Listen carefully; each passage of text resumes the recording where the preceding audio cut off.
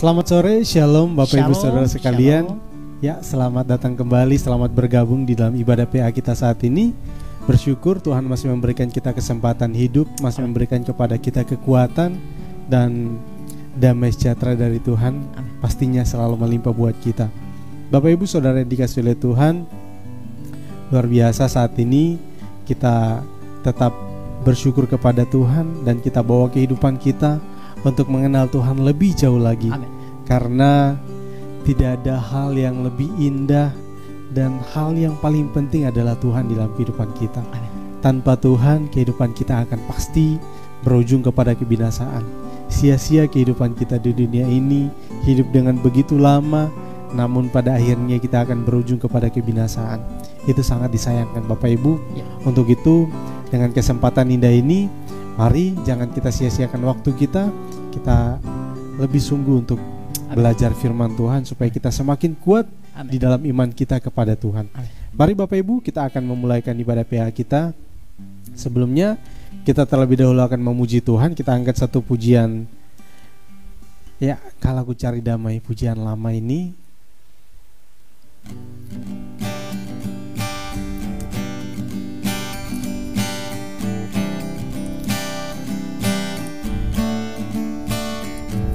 Kalau ku cari damai, hanya ku dapat dalam Yesus. Kalau ku cari damai, hanya ku dapat dalam Yesus. Kalau ku cari ketenangan, hanya ku temui di dalam Yesus. Tak satu pun dapat menghiburku, tak seorang pun dapat menolongku. Hanya Yesus jawaban hidupku. Sekali lagi, kalau aku cari damai,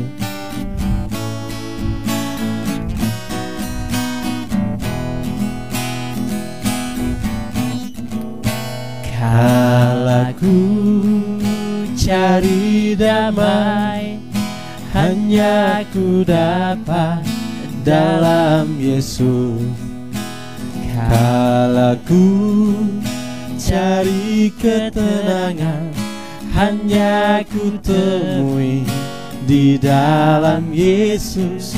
Tak satu pun dapat menghiburku, tak seorang pun dapat menolongku. Hanya Yesus jawaban hidupku. Sama-sama, bersama Dia hatiku damai. Bersama Dia hatiku damai, walau dalam lembah kekelaman. Bersama Dia hatiku tenang, walau hidup penuh tantangan. Tak satu pun dapat menghiburku, tak seorang pun dapat menolongku. Hanya Yesus jawaban hidupku. Sekali lagi, kalau ku cari damai, kalau ku cari damai, hanya ku dapat dalam Yesus. Kalau ku cari ketenangan, hanya ku temui di dalam Yesus. Tak satu pun dapat menghiburku, tak seorang pun dapat menolongku. Hanya Yesus jawaban hidupku. Bersama Dia hatiku damai, bersama Dia hatiku damai, walau dalam lembah kekelaman. Bersama Dia hatiku tenang, walau hidup penuh tantangan, tak satu pun dapat menghiburku, tak seorang pun dapat menolongku. Hanya Yesus jawaban hidupku. Sekali lagi, kalau aku cari damai, kalau aku cari damai, hanya ku dapat dalam Yesus. Kalau ku cari ketenangan, hanya ku temui di dalam Yesus. Tak satu pun dapat menghiburku, tak seorang pun dapat menolongku. Hanya Yesus jawaban hidupku. Sama-sama bersama Dia, bersama Dia hatiku damai, walau dalam lembah kekelaman.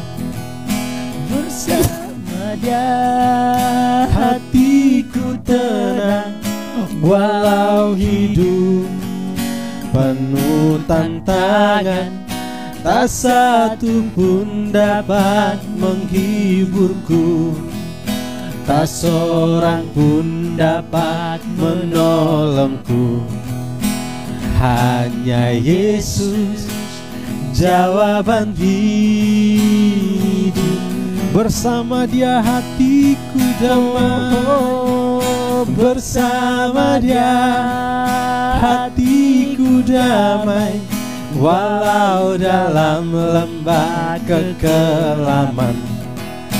Bersama Dia hatiku tenang, walau hidup penuh tantangan, tak satu pun dapat menghiburku, tak seorang pun dapat menolongku. Hanya Yesus jawaban hidupku. Hanya Yesus, hanya Yesus jawaban hidupku. Hanya Yesus, hanya Yesus jawaban hidupku.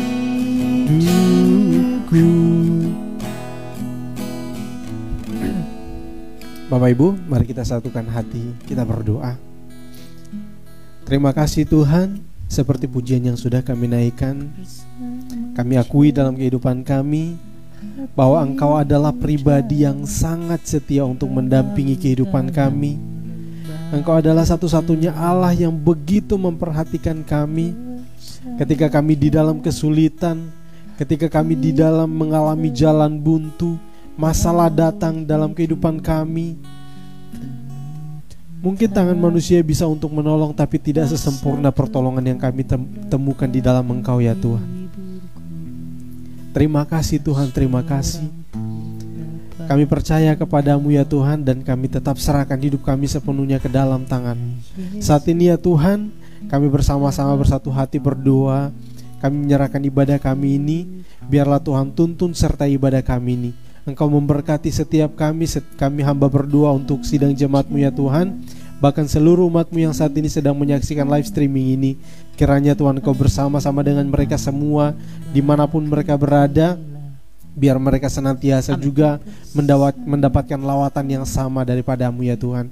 Engkau taruhkan hikmat kepada setiap kami, khususnya juga untuk hamba-Mu yang saat ini menyampaikan firman-Mu. Tuhan, tolong hamba-Mu, Engkau urapi hamba-Mu, taruhkan hikmat otoritas daripada-Mu ya Tuhan. Engkau lengkupi setiap kehidupan hamba-Mu ini ya Tuhan, pikiran, perasaan, bibir, lidah hamba-Mu, semuanya di dalam otoritas Tuhan sehingga hamba dapat berkata-kata seturut dengan kehendak-Mu ya Bapa.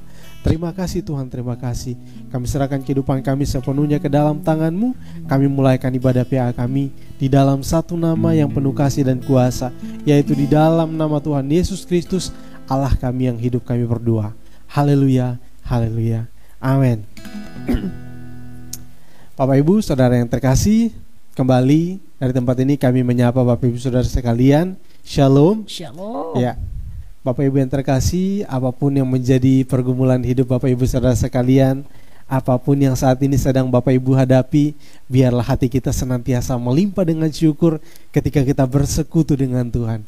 Itu merupakan suatu hal yang sangat luar biasa, dan ketika kita bersekutu dengan Tuhan, itu merupakan kesempatan yang indah yang Tuhan berikan kepada kita. Untuk itu Bapak Ibu, ketika ada pertemuan-pertemuan ibadah seperti ini, mari kita luangkan waktu kita.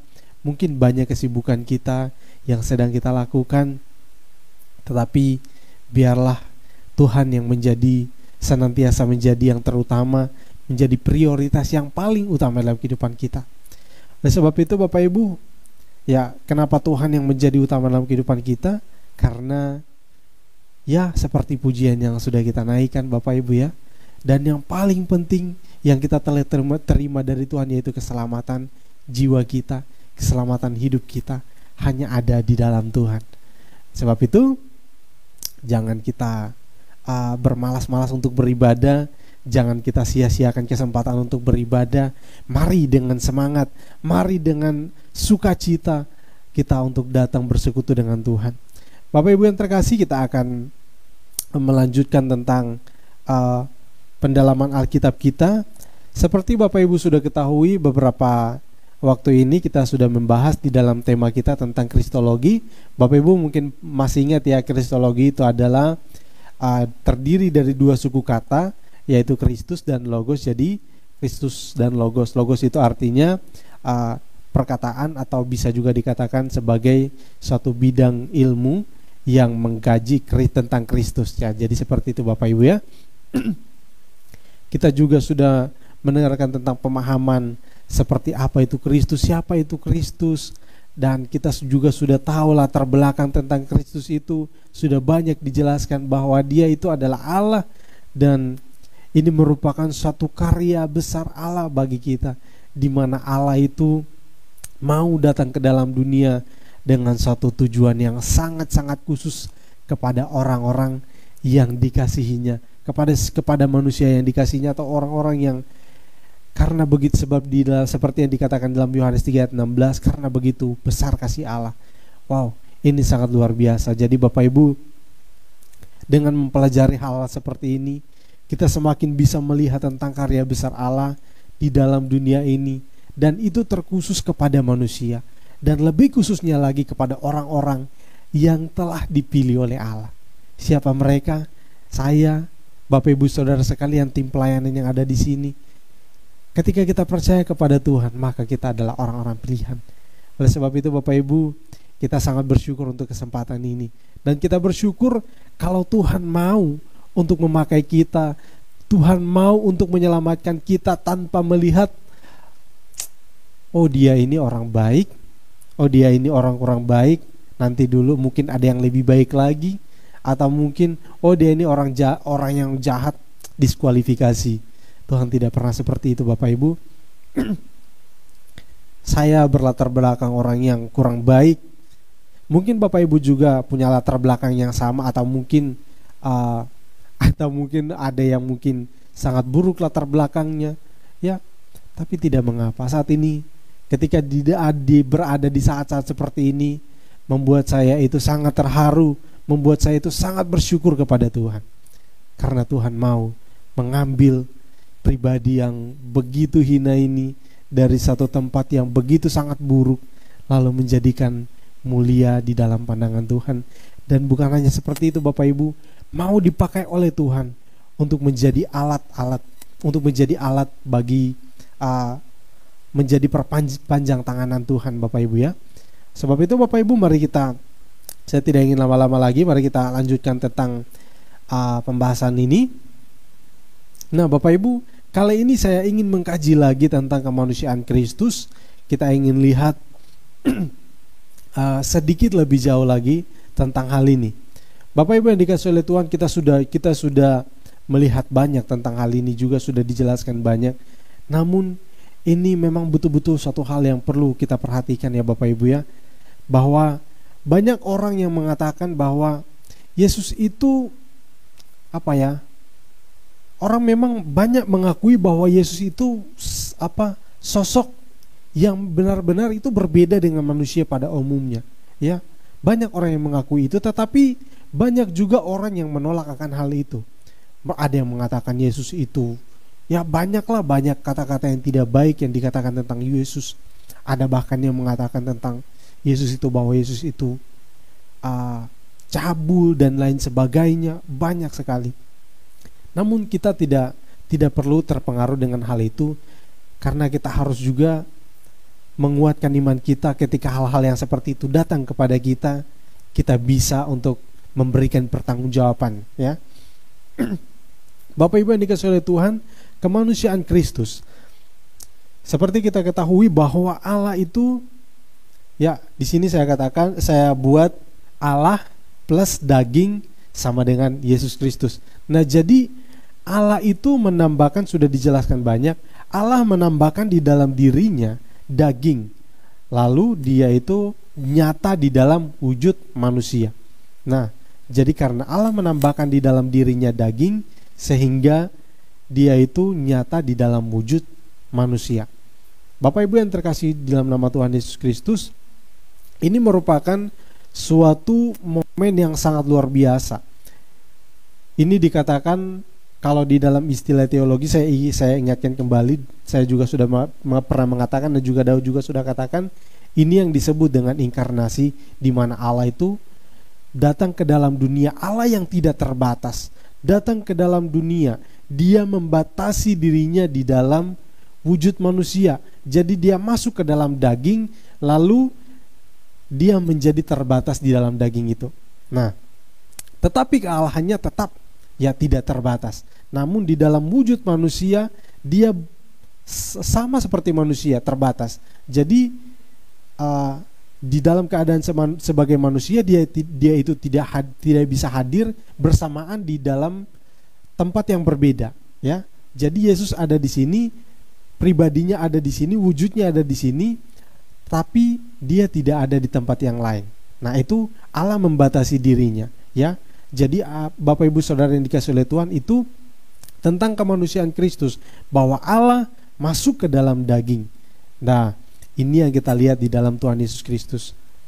Terus yang selanjutnya, ketika kita berbicara tentang kemanusiaan Kristus, maka ini sama pentingnya dengan ketika kita membahas tentang keilahian Tuhan. Ketika kita membahas tentang Kristus, kita membahas bahwa Kristus itu adalah Allah. Tetapi juga kita tidak boleh mengabaikan bahwa Yesus itu juga adalah manusia. Dia adalah Allah sejati, dia juga adalah manusia sejati, sama seperti kita. Hanya bedanya Bapak Ibu, kita akan lihat apa bedanya. Nah, di sini saya katakan inilah bukti-bukti kemanusiaan tentang Yesus ya, kemanusiaan Yesus. Bahwa sebenarnya ada banyak sekali bukti-bukti yang menunjukkan hal itu di dalam Alkitab. Bapak Ibu bisa temukan sendiri. Di situ saya katakan Yesus atau Kristus itu adalah 100% manusia. Yang kita lihat, coba ya Bapak Ibu, kita lihat di dalam Yohanes pasal yang pertama, itu Bapak Ibu saya sudah pernah juga dibacakan ulang-ulang ya. Di dalam Yohanes pasal 1 ayat 14, di sana dikatakan, firman itu telah menjadi manusia dan diam di antara kita, dan kita telah melihat kemuliaannya, yaitu kemuliaan yang diberikan kepadanya sebagai anak tunggal Bapa, penuh kasih karunia dan kebenaran. Nah, juga kita bandingkan juga di dalam ayat Filipi pasal 2, Filipi pasal yang kedua ayat yang ke-8 ya. Dan dalam keadaan sebagai manusia, dan dalam keadaan sebagai manusia. Nah, jelas sekali ya, dalam keadaan sebagai manusia, ia telah merendahkan dirinya dan taat sampai mati, bahkan mati di kayu salib, bahkan sampai mati di kayu salib.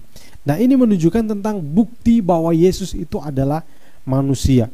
Ini merupakan kesaksian dari Rasul Paulus dan juga Yohanes. Nah, jadi kita bisa lihat sendiri Bapak Ibu ya, seperti yang juga sudah pernah dikatakan oleh saudara Daud, bahwa apa sih sebenarnya, apa kalau misalnya mereka seperti itu menunjukkan hal itu, apa untungnya bagi mereka? Tetapi di sini mereka tetap menunjukkan bahwa Yesus itu benar-benar adalah pribadi yang berbeda. Di dalam keadaan sebagai manusia, begitu banyak hal yang dia lakukan. Dan walaupun dia Allah, dia rela untuk menjadi manusia. Di situ dikatakan bahkan dia menjadi pribadi yang taat, bahkan taat sampai mati di kayu salib. Itu ketaatan Yesus. Nah, Bapak Ibu yang dikasihi oleh Tuhan, ini mereka jelaskan sedemikian rupa.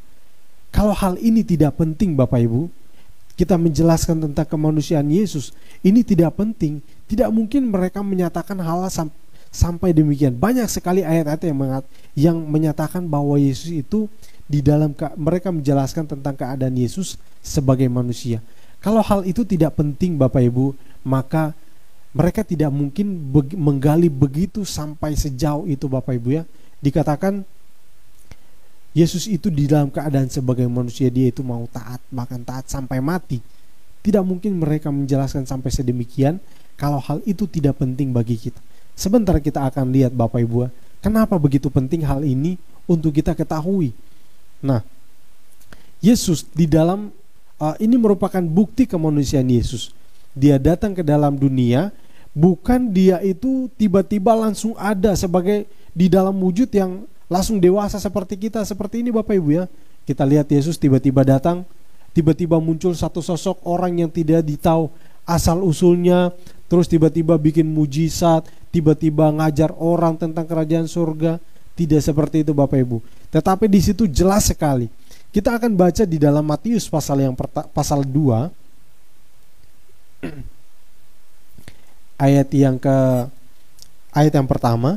Matius 2 ayat yang pertama, di sana dikatakan, sesudah Yesus dilahirkan di Betlehem di tanah Yudea pada zaman Raja Herodes, datanglah orang-orang Majus dari timur ke Yerusalem. Garis bawahi ini Bapak Ibu, sesudah Yesus dilahirkan di Betlehem di tanah Yudea. Nah, jadi jelas sekali Bapak Ibu ya, bahwa Yesus itu dilahirkan ya. Jadi hal yang penting untuk kita ketahui bagi kita Bapak Ibu, bahwa Yesus itu, ini adalah bukti kemanusiaan dari Yesus itu sendiri, bahwa dia itu datang ke dalam dunia melalui proses kelahiran, dan itu sudah dibuatkan jauh sebelumnya. Dan juga jelas dikatakan kalau di ayat yang sebelumnya dikatakan bahwa Maria itu mengandung dari Roh Kudus. Dia mengandung benih dari Roh Kudus. Ini hal yang sangat luar biasa. Jadi ini tidak bisa disangkal oleh siapapun. Ketika orang mengatakan bahwa Yesus itu bukan manusia, kenapa? Kamu kok tidak bisa terima kalau Yesus itu manusia? Tidak mungkin ada manusia yang hidup tanpa dosa. Nah, itu mungkin beberapa orang menyangkalkan hal itu sehingga dikatakan Yesus itu bukan manusia. Tetapi bagi kita Bapak Ibu Saudara sekalian, di dalam Alkitab jelas sekali dikatakan bahwa Yesus itu datang ke dalam dunia melalui proses kelahiran. Sehingga di sini saya katakan ini adalah bukti bahwa Yesus itu adalah manusia, tidak bisa disangkal oleh siapapun. Ini adalah fakta sejarah, dan orang-orang terdahulu Bapak Ibu sudah menuliskan banyak hal tentang ini, karena benar-benar pribadi Yesus itu atau kedatangan Yesus itu ke dalam dunia merupakan satu hal yang sangat menarik dan menarik perhatian oleh orang-orang dari zaman ke zaman, bahkan sampai saat ini Bapak Ibu ya. Ini merupakan pembahasan yang menurut saya sampai sekarang ini masih tetap hangat Bapak Ibu ya. Pembahasan yang tidak pernah akan habis dan akan selalu dipertentangkan sampai kapanpun itu Bapak Ibu ya. Ini merupakan satu hal yang sangat luar biasa, karena kelahirannya begitu sangat unik.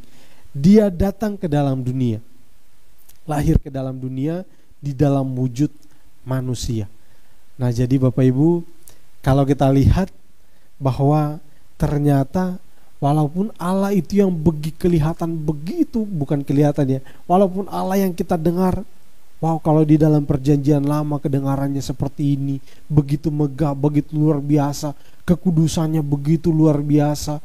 Ketika dia datang kepada bangsa Israel, wow, di dalam suasana begitu sangat mencekam ya Bapak Ibu ya, menggelegar ya, sehingga membuat orang-orang Israel pada waktu itu menjadi ketakutan. Tetapi ketika kita lihat di dalam Tuhan Yesus Kristus menjadi menjadi familiar dengan kita, menjadi pribadi yang bisa dilihat dan orang-orang bisa merasakan kehangatan kasih Allah di dalam kehidupan kita, dan bisa terlihat Allah yang tidak kelihatan akhirnya nyata di dalam Kristus. Itu satu hal yang sangat luar biasa. Dan yang selanjutnya Bapak Ibu, bukti kemanusiaan dari Yesus Kristus itu adalah dia itu memiliki tubuh. Nah, karena dia lahir, dia tidak lahir lalu hilang dan gentayangan seperti yang kata-kata orang. Ada yang gentayangan, tiba-tiba ada yang pegang HP, tiba-tiba ada benda yang tiba-tiba melayang-layang. Nah, tidak seperti itu Bapak Ibu ya. Yesus datang ke dalam dunia di dalam wujud manusia. Jelas bahwa dia memiliki tubuh. Jelas sekali. Dia dilahirkan. Nah, ini Bapak Ibu, ini banyak sekali ayat-ayat, sehingga saya sengaja tidak cantumkan ayat lagi Bapak Ibu, karena begitu banyak ayatnya ini Bapak Ibu ya. Bapak Ibu bisa baca bahwa Yesus itu bisa dipegang, dan dia juga bisa memegang orang, menjamah orang, menyembuhkan orang. Ya, banyak sekali kita bisa lihat. Nah, jadi jelas sekali bahwa Yesus itu, ini adalah bukti bahwa Yesus itu adalah benar-benar manusia. Dia datang melalui proses kelahiran, dan dia juga memiliki tubuh. Nah, yang selanjutnya Bapak Ibu kita lihat bersama-sama. Nah, ini Bapak Ibu kita lihat bukti kemanusiaan dari Yesus. Dia itu tumbuh dan berkembang secara normal, ya. Kita lihat, mungkin ini kita mungkin tidak menemukan ayat-ayat yang menjelaskan tentang masa hidup Yesus dari kecil sampai dia dewasa. Tetapi saya yakin satu ayat ini bisa juga untuk memberikan penjelasan bagi kita. Di dalam Lukas pasal yang kedua, ayat yang ke-52. Di sini dikatakan, dan Yesus makin bertambah besar dan bertambah hikmatnya dan besarnya. Ya, saya ulangi, dan Yesus makin bertambah besar dan bertambah hikmatnya dan besarnya, dan makin dikasihi oleh Allah dan manusia. Nah, jadi di sini jelas Bapak Ibu ya, kita tahu bahwa Yesus itu bertumbuh dan berkembang secara normal. Ya, jadi Yesus itu bukan manusia dewa, dan juga bukan manusia setengah dewa, atau mungkin ada yang mengatakan ya manusia mungkin jenis lain. Dia betul-betul manusia sempurna. Dia betul-betul seutuhnya adalah manusia normal seperti kita. Nah, dia bertumbuh dan berkembang. Jadi dia makan melalui seperti kita Bapak Ibu, dari makanan sehari-hari, apa yang dia makan, dia minum, melalui itu semua dia bertumbuh secara fisik. Ya, itu yang saya katakan bahwa dia bertumbuh dan berkembang secara normal. Dia makan, dia bisa minum juga. Kalau tidak normal Bapak Ibu ya, kalau tidak normal, dia tidak perlu makan, tidak perlu minum, dia akan bertumbuh berkembang. Nah, beda dengan yang kita lihat di dalam Yesus Kristus. Dia makan, dia minum, dia melakukan aktivitasnya, dan dia berkembang, dia bertumbuh secara seperti yang kita lihat di dalam manusia seperti kita saat ini Bapak Ibu ya. Mulai dari kanak-kanak sampai kita menjadi dewasa, apa yang kita butuhkan untuk menjadi bertumbuh di dalam secara fisik, itulah juga yang dilakukan oleh Yesus. Nah, dia dipelihara di dalam keluarga, dia diasuh di dalam orang tuanya, dan itu semua seperti yang kita lihat di dalam kita saat-saat ini Bapak Ibu ya. Hanya bedanya Bapak Ibu ya, sebelum itu saya lihat bahwa saya ingin katakan kepada kita juga bahwa Yesus itu bedanya dengan kita. dia itu tidak memiliki dosa atau tidak ada dosa di dalam dia. Nanti kita akan lihat lebih jauh. Namun di sini kita akan lihat bersama-sama Bapak Ibu bahwa bukti kemanusiaan dari Yesus itu. Nah, di sini kita lihat dia memiliki jiwa dan roh. Nah, itu jelas sekali ya. Kita akan lihat lagi di dalam ayat yang berikut ini Bapak Ibu. Di dalam Yohanes pasal 12.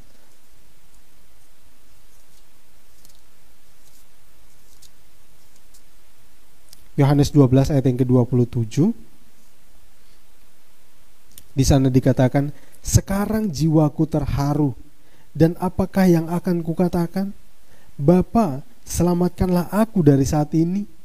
Tidak, sebab untuk itulah aku datang ke dalam dunia ini. Nah, jadi jelas sekali di sana dikatakan bahwa jiwaku terharu. Jadi di sini jelas kita melihat bahwa dia memiliki jiwa. Dan yang selanjutnya di dalam Yohanes pasal yang ke-19 ayat yang ke-30. Yohanes 19 ayat yang ke-30 di sana dikatakan, sesudah Yesus minum anggur asam itu, berkatalah ia, sudah selesai. Lalu ia menundukkan kepalanya dan menyerahkan nyawanya. Nah, jadi di sini dikatakan menyerahkan nyawanya, itu di dalam terjemahan lain dikatakan dia menyerahkan rohnya. Nah, itu jelas sekali. Dan Bapak Ibu Saudara yang dikasihi oleh Tuhan, ini sama dengan yang ada di dalam kita.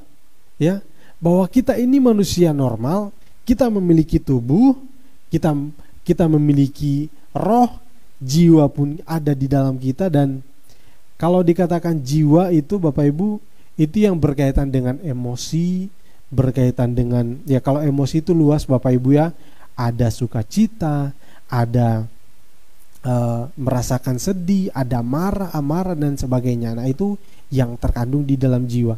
Jadi kita bisa lihat Yesus itu bisa seperti tadi dikatakan, jiwaku dia menjadi terharu, ya. Terus ada yang mengatakan dia marah, dia bisa marah. Ada juga mengatakan bahwa dia itu bisa menangis, dia bisa sedih.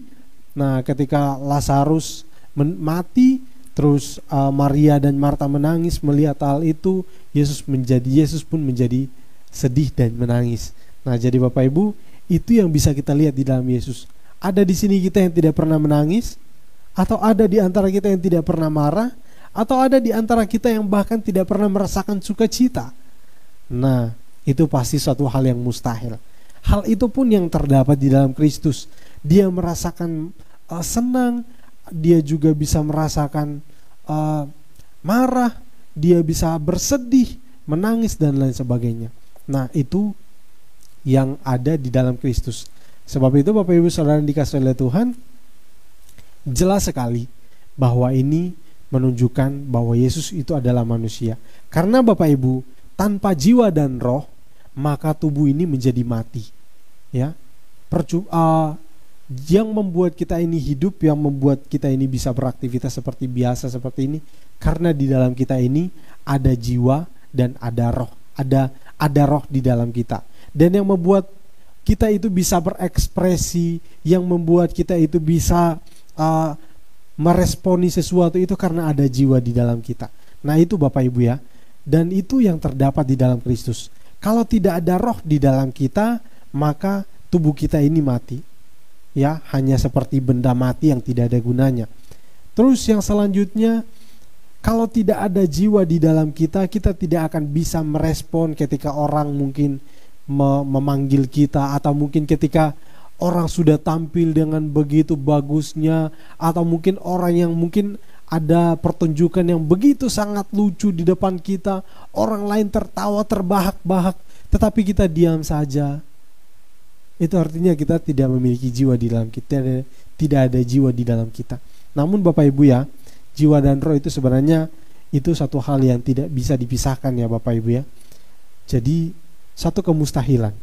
Kalau Yesus ada di dalam dunia ini di dalam wujud manusia, lalu dia tidak memiliki salah satu dari hal itu suatu hal yang sangat mustahil. Nah, karena itu jelas sekali terlihat di dalam Yesus Bapak Ibu ya.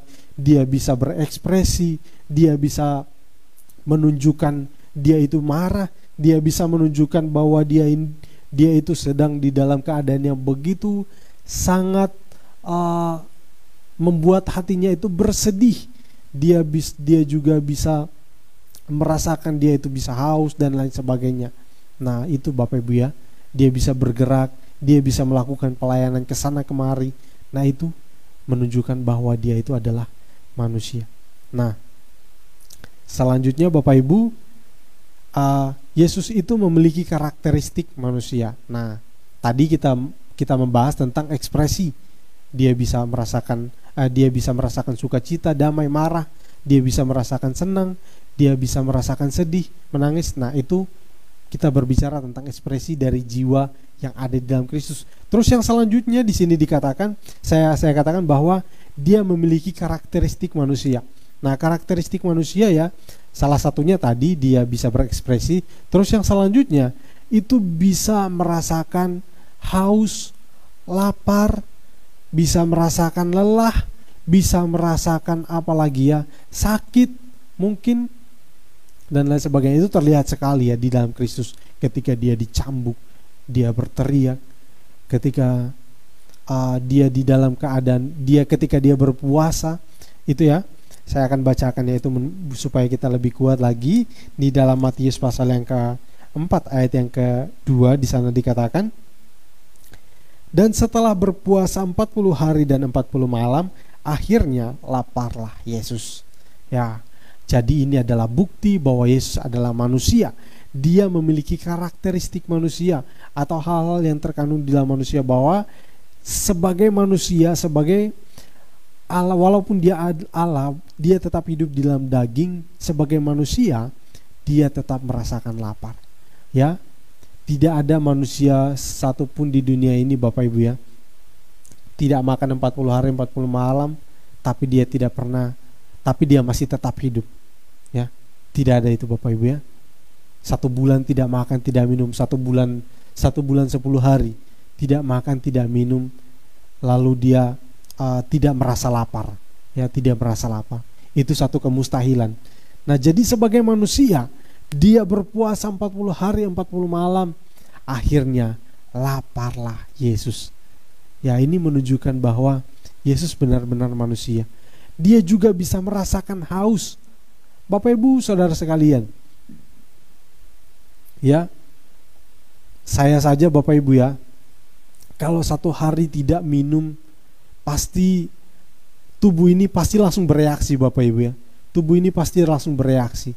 Entah itu mungkin merasa lemas, atau mungkin merasa tidak nyaman, atau mungkin pasti minimal kita itu merasa gelisah ya kalau tidak minum selama 1 hari. Nah jadi ini menunjukkan bahwa memang benar-benar tubuh itu memerlukan hal-hal yang demikian. Demikian juga yang terdapat di dalam Kristus. Yesus itu memiliki tubuh yang sama dengan kita Bapak Ibu ya. Dia memiliki daging seperti ini yang masih tergantung akan makanan dan minuman. Nah itu Bapak Ibu ya. Jadi ini membuktikan bahwa Yesus itu benar-benar adalah manusia sejati. Nah jadi Bapak Ibu tidak bisa kita ragukan lagi, atau tidak perlu kita ragukan lagi, tidak bisa disangkal lagi bahwa Yesus adalah benar-benar manusia seutuhnya. Untuk itu Bapak Ibu, kalau ada pertanyaan atau mungkin sanggahan-sanggahan orang yang mau membantah ataupun mau mencoba untuk menyangkalkan hal ini, Bapak Ibu sudah bisa menunjukkan hal-hal itu berdasarkan Alkitab. Dan saya yakin Bapak Ibu Saudara sekalian, hal-hal yang sudah saya katakan tadi itu tidak bertentangan dengan hukum-hukum medis Bapak Ibu ya. Misalnya Yesus lapar, Yesus haus. Nah itu menunjukkan bahwa Yesus adalah benar-benar manusia ya. Dan tidak ada satupun manusia Bapak Ibu kalau tidak makan 40 hari 40 malam dia tidak lapar. Itu bukan manusia. Nah karena Yesus adalah manusia, maka di situ dikatakan dia menjadi lapar. Nah ini suatu bukti bagi kita bahwa Yesus adalah benar-benar manusia. Bapak Ibu, sekarang sudah Bapak Ibu bisa mengerti akan hal ini ya. Sekarang kita akan lanjut lagi Bapak Ibu ya. Nah, sekarang tadi kita sudah belajar tentang Yesus itu adalah manusia di dalam bentuk fisik, Bapak Ibu ya, tentang hal-hal fisik. Sekarang kita akan melihat lagi, Bapak Ibu ya, ketika di dalam dunia, Bapak Ibu, Yesus itu tidak hanya tampil sebagai orang yang hanya hidup begitu saja, Bapak Ibu ya. Yesus itu di dalam dunia, dia tidak hidup dengan hidup yang percuma, misalnya tanpa melakukan apa-apa, hanya datang begitu saja, hanya ingin show, mungkin hanya ingin menunjukkan, oh saya ini manusia tetapi saya adalah Allah, saya bisa buat ini itu, enggak. Tetapi dia menunjukkan dan membawakan kepada kita atau memperlihatkan kepada kita satu teladan hidup yang luar biasa. Sebab itu saya katakan di sini, ketika kita sudah tahu pribadi Yesus, kita sudah tahu tentang Kristus itu banyak hal, dan kita juga sudah melihat begitu banyak yang kita pelajari dari Alkitab tentang Kristus. Dia adalah Allah yang sangat luar biasa, bisa melakukan mujizat, bisa melakukan banyak hal yang wow, ketika kita lihat dengan manusia, dengan secara manusia itu suatu hal yang mustahil untuk dilakukan sebagai manusia. Seperti yang dinyatakan oleh Timotius kepada Yesus, maafkan saya bukan Timotius, seorang ahli Taurat, orang Farisi. Di situ dia datang kepada Yesus, Nikodemus ya maksud saya ya. Nah, ketika dia mengatakan demikian, bahwa tidak mungkin seorang manusia itu melakukan tanda-tanda seperti yang engkau lakukan. Itu merupakan suatu pengakuan dari Nikodemus yang menyatakan demikian. Jadi kita bisa lihat, Bapak Ibu Saudara sekalian, bahwa Yesus itu bukan hanya sekadar datang untuk menunjukkan hal-hal yang demikian. Itu sangat mudah dan sangat-sangat mudah untuk dilakukannya. Tanpa harus menjadi manusia pun dia bisa melakukan hal-hal yang demikian. Jadi di sini kita akan melihat kenapa penting Yesus itu untuk menjadi manusia. Dia ingin menunjukkan suatu hal yang luar biasa kepada kita yang harus kita ikuti. Di sini yang pertama, sebenarnya ada banyak hal yang bisa kita ambil, tetapi saya ambil inti-intinya, Bapak Ibu ya. Ada beberapa hal penting yang memang harus kita perhatikan di dalam Markus pasal pertama ayat yang ke-35 saya akan bacakan. Markus 1 ayat yang ke-35, di sana dikatakan, pagi-pagi benar, waktu hari masih gelap, ia bangun dan pergi keluar. Ia pergi ke tempat yang sunyi dan berdoa di sana. Terus yang selanjutnya di Matius pasal yang ke-14 ayat yang ke-23. Saya akan bacakan sekali lagi di dalam Matius 14 ayat yang ke-23. Di sana dikatakan, dan setelah orang banyak itu disuruhnya pulang, Yesus naik ke atas bukit untuk berdoa seorang diri. Ketika hari malam, ia sendirian di situ.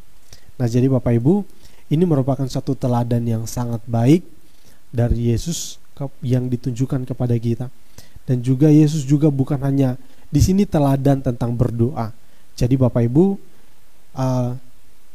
sebagai umat Tuhan, maka doa itu merupakan satu hal yang sebenarnya bukan lagi menjadi teori atau bukan lagi menjadi suatu hal yang bukan lagi suatu tuntutan bagi kita, Bapak Ibu ya. Atau mungkin kita merasa doa itu mungkin kita anggap seperti tanggung jawab kita, atau mungkin kita mengatakan doa itu seperti sesuatu yang mungkin kewajiban kita, mungkin kita anggap demikian, Bapak Ibu ya. Tetapi di sini saya katakan bahwa doa itu bukan lagi seperti apa yang kita pikirkan, yang baru saja saya katakan. Namun doa itu seharusnya sudah menjadi bagian hidup kita atau gaya hidup kita. Jadi gaya hidup orang-orang yang di dalam Tuhan adalah berdoa. Dari teladan yang diberikan Yesus kepada kita, di sana dikatakan dia berdoa pagi-pagi benar, dan ketika dia pada waktu hari malam, di situ dikatakan ya hari sudah malam, dia berdoa. Pagi berdoa, malam berdoa.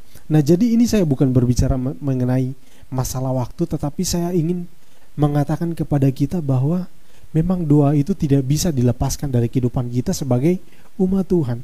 Ini merupakan suatu hal penting yang harus kita perhatikan Bapak Ibu ya. Saya tidak ingin menghakimi kita, atau saya tidak ingin mengatakan bahwa hal-hal ini merupakan suatu hal yang tanggung jawab kita. Tetapi saya ingin katakan Bapak Ibu ya, kalau kita mengaku diri sebagai orang percaya, atau kalau kita hidup sebagai orang Kristen Bapak Ibu ya, maka kalau kita tidak pernah berdoa, atau kita tidak, hidup kita jauh dari doa, maka kalau kita mengakui diri sebagai orang percaya, maka hal itu seperti apa ya saya katakannya? Seperti sebuah omong kosong ya Bapak Ibu ya. Kita mengatakan diri orang Kristen, atau kita mengatakan kita ini pengikut Tuhan yang setia, sejati mungkin, tetapi kita jauh dari doa, maka itu seperti omong kosong yang kita katakan Bapak Ibu ya. Terus yang selanjutnya juga Bapak Ibu, teladan yang lain yang dikatakan oleh yang ditunjukkan Yesus bagi kita sekalian. Bapak Ibu, teladan berdoa tadi saya kelupaan satu hal, teladan doa. Mungkin kita bingung berdoa, mungkin kita bingung bagaimana caranya berdoa, tetapi Yesus juga sudah mengatakan, sudah mengajarkan. Bahkan suatu saat murid-muridnya itu bertanya kepada Yesus, "Guru, ajari kami berdoa seperti Yohanes mengajarkan murid-muridnya berdoa." Yesus tidak hanya menunjukkan teladan berdoa. Oh, pagi dia berdoa, malam dia berdoa, ketika melakukan sesuatu dia berdoa, bahkan ketika di dalam masa-masa sulit hidupnya dia berdoa. Dia tidak hanya menunjukkan dia berdoa. Doa itu baik, doa itu harus dilakukan oleh semua orang, tidak demikian. Tetapi juga dia mengajarkan, kalau kita berdoa, berdoalah demikian, Bapa kami yang di surga. Dia mengajarkan tentang doa. Dia tidak hanya menunjukkan tentang teladan doa, tetapi dia juga mengajarkan tentang bagaimana kita berdoa.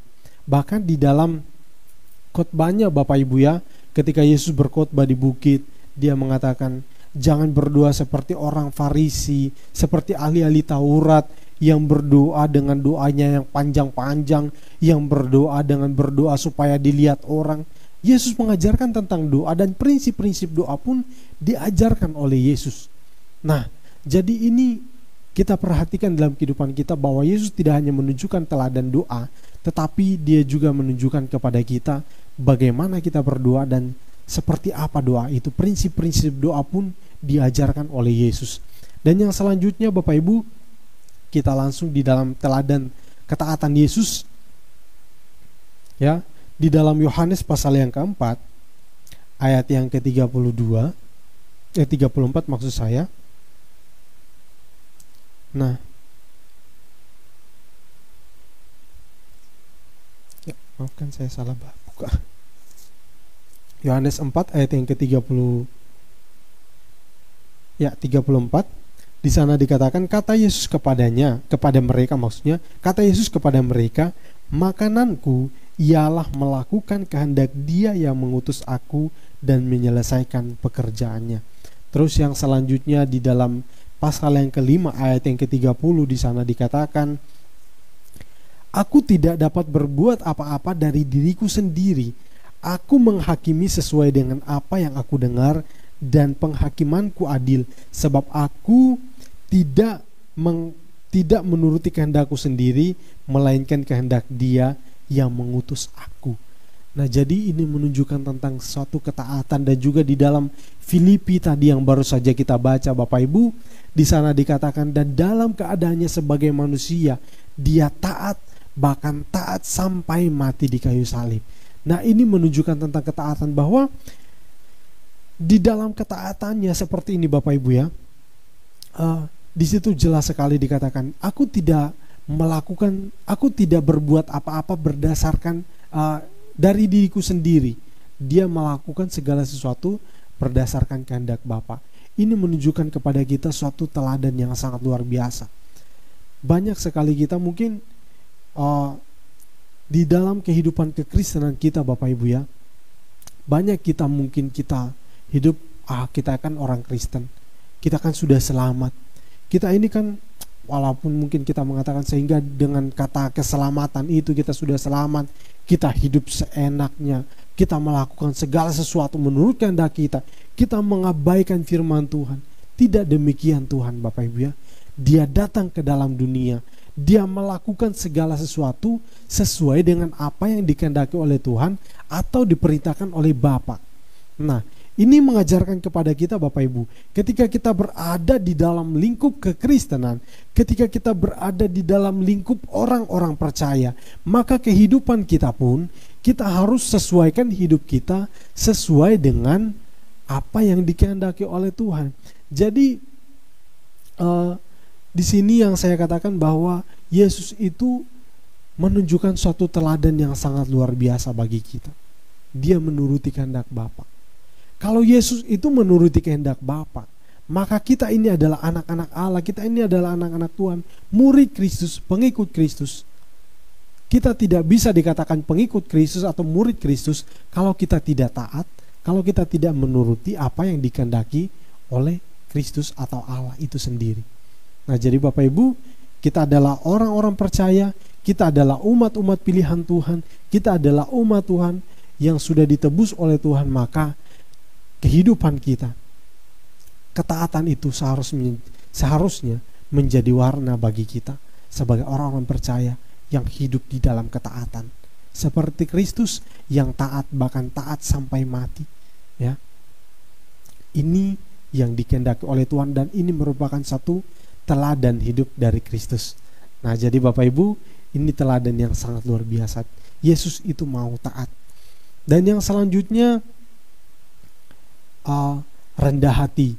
Nah, ini sangat luar biasa Bapak Ibu ya, bahwa Yesus itu di dalam keadaan sebagai manusia dikatakan dia tidak, keilahiannya itu tidak dianggap sebagai suatu hal yang harus dipertahankan.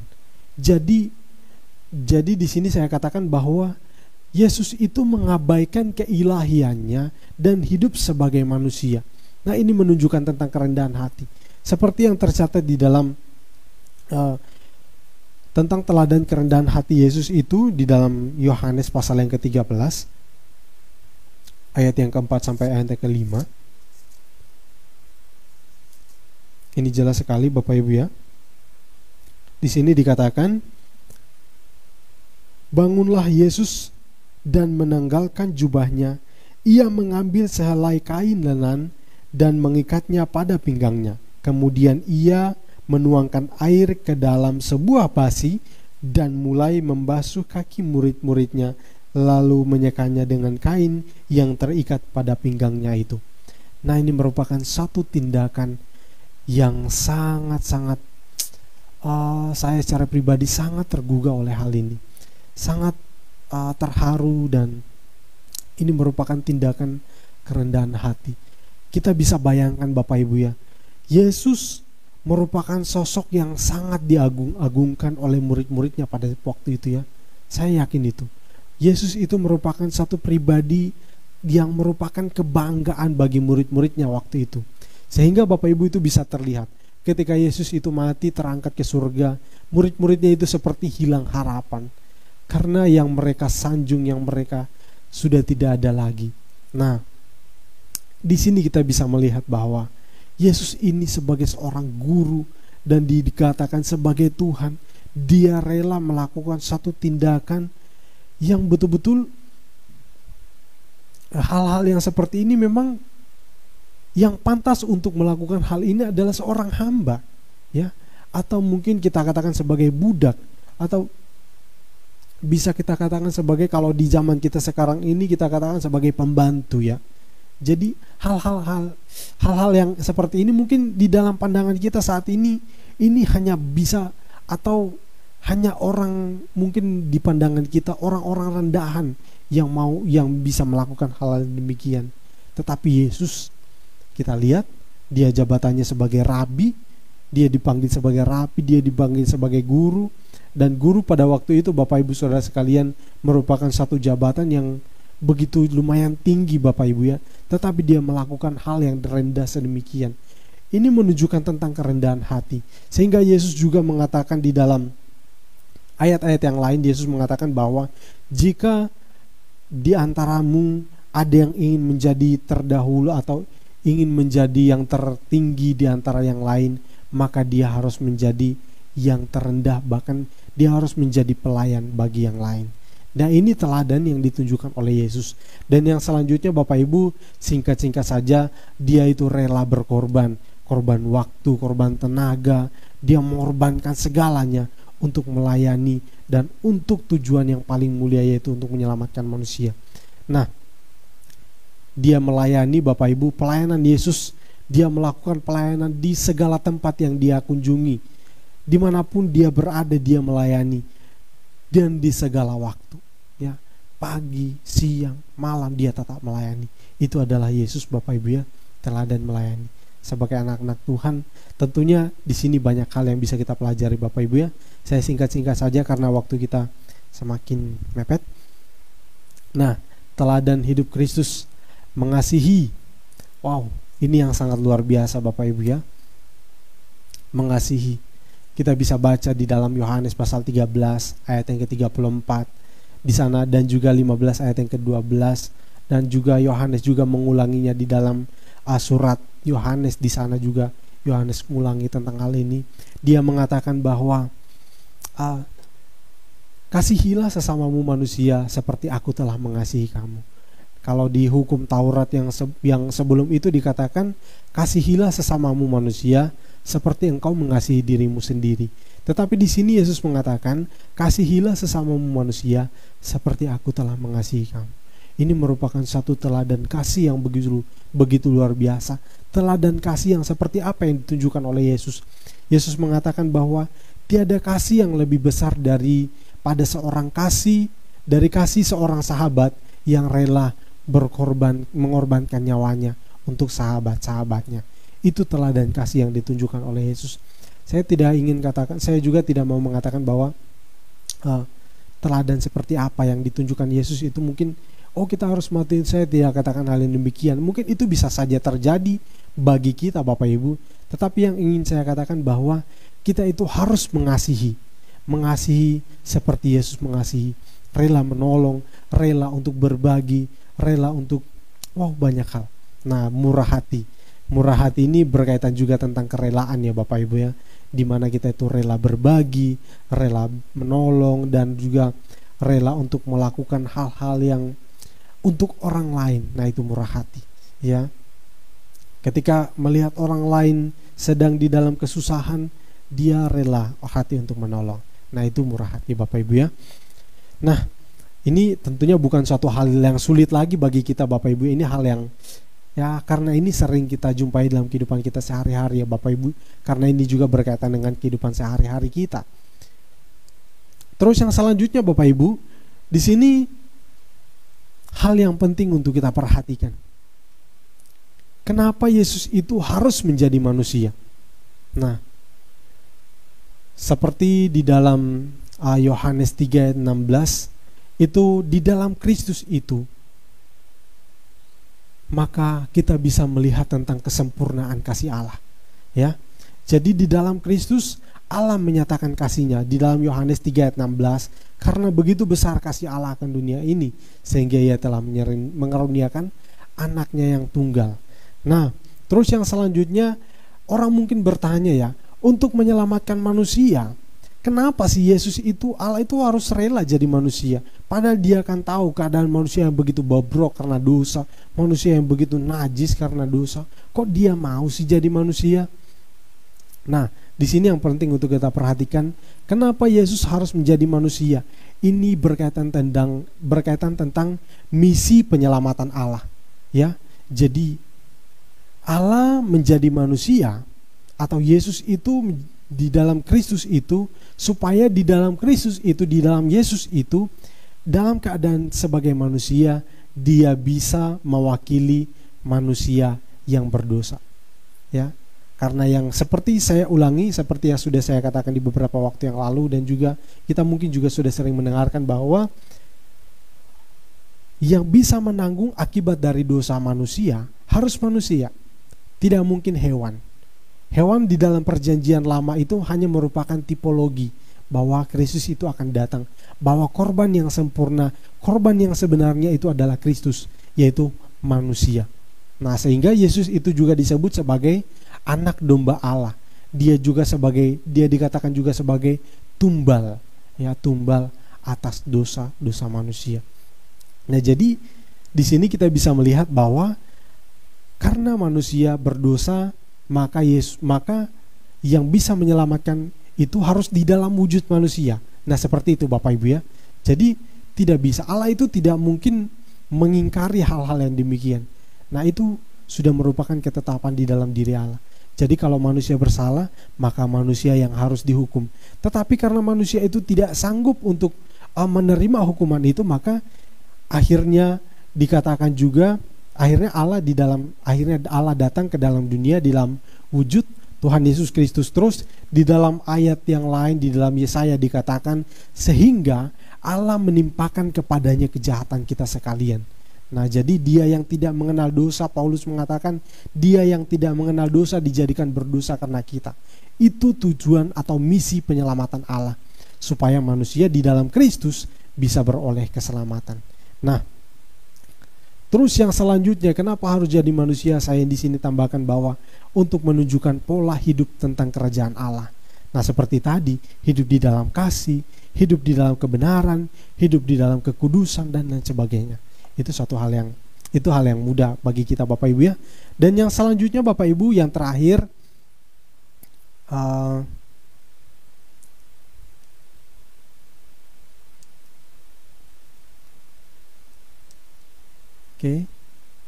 nah yang terakhir di sini juga saya katakan Kristus itu adalah manusia, atau Kristus sebagai manusia itu suatu hal yang memang harus kita akui dan kita terima.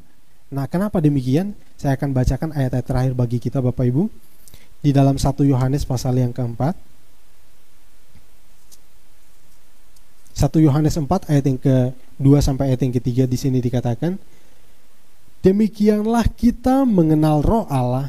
Setiap roh yang mengakui bahwa Yesus telah datang sebagai manusia berasal dari Allah, dan setiap roh yang tidak mengakui Yesus tidak berasal dari Allah. Nah, sampai di situ saja Bapak Ibu ya. Di situ sudah sangat jelas bahwa kita harus mengakui bahwa Yesus itu adalah manusia. Allah datang ke dalam dunia sebagai manusia di dalam Kristus. Nah, jadi kalau kita tidak mengakui Yesus telah datang ke dalam dunia sebagai manusia, maka itu di situ dikatakan adalah roh antikristus, karena mereka menyangkal bahwa Yesus telah datang sebagai manusia. Kalau Yesus tidak datang sebagai manusia, maka tidak ada misi penyelamatan Allah. Nah, itu Bapak Ibu ya yang harus kita perhatikan. Kenapa kalau kita menyangkali hal itu kita berdosa dan kita bukan bagian dari orang-orang yang berasal dari Allah? Karena kalau kita tidak mengakui itu, maka kita tidak mengakui tentang pengorbanan Kristus. Nah, yang selanjutnya, Kristus adalah manusia, namun natur keilahiannya tetap di dalam Kristus. Nah, itu Bapak Ibu ya. Ya, yang menjadi pelajaran buat kita sekalian untuk hari ini Bapak Ibu adalah kita harus belajar dari Kristus ya. Ini untuk kita sekalian di dalam ketaatannya, dalam hal berdoanya, di dalam hal mengasihinya, di dalam hal-hal tadi. Atau mungkin Bapak Ibu bisa temukan banyak hal yang kita bisa pelajari di dalam Alkitab. Hal itu hanya merupakan inti atau mungkin poin-poin umum yang berkaitan dengan kehidupan kita sehari-hari. Mungkin berkaitan dengan pekerjaan juga Bapak Ibu bisa ada Yesus juga menjelaskan tentang pekerjaan atau hal-hal yang lain. Nah, Bapak Ibu Saudara yang kasih oleh Tuhan, untuk saat ini PA kita saya tibakan sampai di sini. Bapak Ibu, saya harap kita semua bisa mengerti, dan sekali lagi saya himbau kepada kita sekalian, mari kita belajar firman Tuhan. Jangan hanya di waktu-waktu ibadah seperti ini, tetapi kita luangkan waktu-waktu khusus untuk membaca dan merenungkan firman Tuhan. Jika Bapak Ibu punya waktu, silakan cari referensi lain supaya bisa menambah wawasan kita dan kita bisa menyanggah pemahaman-pemahaman yang tidak sesuai dengan kebenaran firman Tuhan. Mari Bapak Ibu kita tutup PA kita saat ini. Kita angkat pujian tadi, kalau aku cari damai.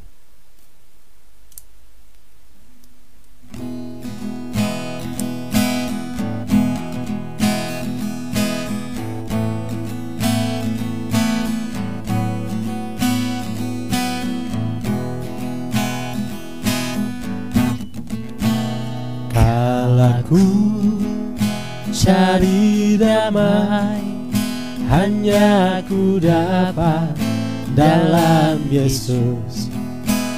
Kalau ku cari ketenangan, hanya ku temui di dalam Yesus. Tak satu pun dapat menghiburku, tak seorang pun dapat menolongku. Hanya Yesus jawaban hidupku. Bersama Dia,